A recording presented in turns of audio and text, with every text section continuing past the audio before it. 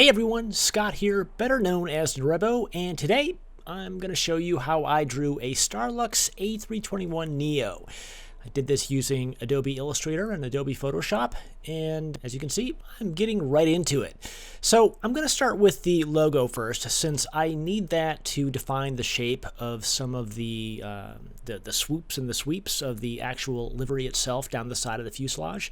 So the logo itself is so simple, I thought, that's a good place to start. So I'm starting with that. And what I'm doing is I found a decently sized version of it on Google, just a JPEG, I think, and then I just traced it here in Adobe Illustrator. And as you can see, that's why I did that. So that swoop that comes up the vertical stabilizer there, that actually mimics the shape of that, I don't know what you call that, but just that piece of the logo on the vertical stabilizer. So I definitely needed to do that first. So yeah, this is my Airbus A321neo template. If you want this, go over to my website. There's a link in the description below, and you can practice and follow along if you want. But yeah, so getting the swoops, that's the big thing. The Starlux livery is not all that complicated. It's just a little bit technical.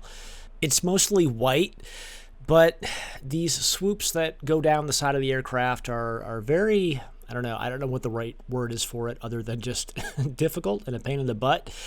It's just, I don't necessarily like liveries like this, or I like liveries like this. It's hard to create, especially since I don't trace photos. I'm just using that photo above as a guide, and then I just draw it by hand and just by using, I don't know, just eyeballing it just to get it looking somewhat like the photo that I see. And to be honest, the reason why I don't trace photos is because the perspective is a little bit wonky sometimes. It just depends on the lens that the photographer uses. It's a little bit different than my perfectly side-on template, and it just, if I trace it, it just gets messed up. So I decide that it's usually best just to draw it by hand myself. These livery illustrations, as I say in all my videos, it's not perfect. These are all created by hand. There are going to be imperfections, and that's okay. No one's going to get out the ruler and measure everything and tell you that you're wrong. So just get it looking good, and that's good enough. So yeah, as you can see, I'm spending a lot of time here in Adobe Illustrator trying to get things looking somewhat correct, and I've gone back and forth several times already between Photoshop and Illustrator. I notice things when I post it into, or when I paste it into Photoshop, that I didn't notice before in Adobe Illustrator. So that's just the way that it goes. It's just sometimes you don't really notice things until you're actually seeing it in a different viewport or a different view. And it's frustrating. It just takes time, and you just have to have patience to just work through it. And you got to have the wherewithal to, or at least the energy to go back and fix things that don't look right. And you can see I'm back in Adobe Illustrator now, making more tweaks to that swoop. I did this like 3 or 4 times, I think, just because it just didn't look quite like the photo when I pasted it into Photoshop and trying to match the photo. So, and especially with the 2 colors there was a lot of, I don't know, just the spacing between the swoops and the thickness. It was just hard to get right. And to be honest, I still stand by what I was saying before about not tracing photos. Some people could say, well, if you trace the photo, you could do this a lot faster. But no, I prefer to do it by hand, my way, just to make sure that it fits my template as easy as possible. So looks like I've got it now, and now I'm just adding in all the details, like the transparency and the shadows, adding that livery to the wing box itself, and just mainly stuff that you don't really notice at first, but you know it's there. So this is a perfect example right here, doing the winglet, and just using my Photoshop PSD templates. I can turn off all the layers that I don't need, and it's very convenient that way.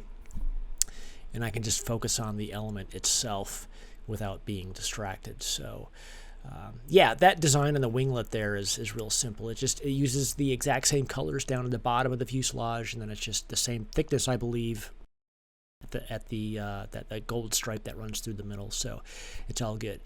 So now that I've got that, I am back in Adobe Illustrator, and I'm creating the Starlux titles. Now, I could not find a high resolution version of these on the internet. So luckily it was easy enough to create myself. It's a very simple typeface, not too complicated. I just basically started out by doing simple strokes, adding some thickness, collapsing them or expanding them so that I could modify every point, and I just kind of push and pull and tweak and modify those points until it matches the Starlux logo, at least the highest resolution version I could find. So and again, this isn't going to be absolutely perfect, but I got it pretty close. The U was kind of complicated because it's not just a simple, it's not an even thickness all the way throughout, so I had to kind of pinch and push and pull some things. And you know what? It's not perfect, but I don't think anyone's ever going to notice, and I haven't had anybody call me out on it yet, so it's good enough. I mean, I would be doing things a little bit different if I was creating a actual livery template for an actual airline that was going to be put on an actual aircraft. But since I'm just doing this for fun, close enough is good enough, and I think that's the my catchphrase in all of the videos that I do. I'm not too worried about being perfect. I just got to get it close, and that's fine. It's you know, there's better things, there's more important things that I need to be working on. So I got the titles correct. Now it's just adding all the secondary little details like the Airbus font there for the description, and now I'm stealing elements from past illustrations. It looks like I stole the font from Air China 777, I believe that was, for the registration. And yeah, I don't recall exactly what font that was, but it doesn't really matter because it's a small detail that nobody notices. And now I've got the emergency exit hash marks or the trim marks around the windows there. Again, stuff that nobody notices, but it's good to have. Got to make it complete. So now I am back in Adobe Illustrator, and I'm creating the gloss like I normally do for all my aircraft illustrations, just by creating a hard line that goes down the center of the fuselage, just creating a shape. You know, something that again, this is something that I do in all my illustrations, so you've probably seen me do this before, and it's just a matter of copying and pasting that into Photoshop, and then using that as a guide, and then just doing some gradients on the bottom and the top. So a dark gradient on the bottom and a light gradient going up towards the top of the fuselage, and it creates that nice hard gloss, which really makes these illustrations pop. So I've got the main illustration done, and it's time to do the background. And as usual, I have no idea what I'm doing here. I'm just playing with shapes, and I thought the best thing to do would be to use the swoops and curves of the Starlux livery as my base. It's just a really nice flowing texture, and stuff like that usually works very well for backgrounds and textures, and I had no idea what I was doing, but I knew I wanted to base it around that. And then that's exactly what you see me doing here. It's just simply copying layers, pasting layers, changing blending modes just to find colors that really pop, but they're not too overpowering.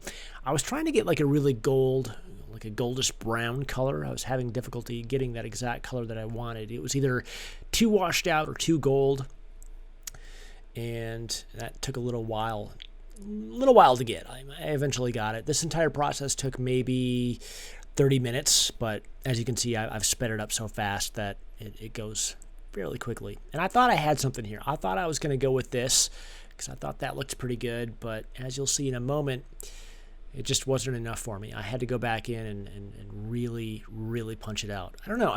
I like really punchy backgrounds. So some may say that it's maybe overpowering to the aircraft illustrations themselves, but I like the look of a really, or just, I don't know the word, like a really juicy rendering, something that has a lot of contrast, and then when you see it, you just think, wow, that's pretty crazy. Whether you like it or you don't like it, if you think, wow, that's pretty crazy, I've succeeded. So, and I actually thought about using blue too. I kind of like that, but I thought, no, the Starlux brand is all about the gold and the brown, so I went back to the that goldish brownish color. Couldn't quite get it the way I wanted, but this was close. And yeah, as you can see, I'm pretty much there, and I think that's it. There you go. There is the Starlux A321neo livery rendering demo. Simple livery for an airline that probably not many people have heard of, but I had a lot of fun. And just as a reminder, if you want to get my templates for 50% off, I'm talking the full resolution PSDs with all the layers and even the vector files, or just any of my high resolution templates, click on the link in the description below. You're going to get 50% off if you sign up for my discount club. I guess it's called the Norebbo discount club. It's not an official name, but that's what I'm calling it. So anyway, sign up for that. You're going to get all kinds of discounts, and your first discount is going to be 50% off your entire purchase. So do get that if you're interested. Anyway, thanks for watching, and I'll catch you in the next one.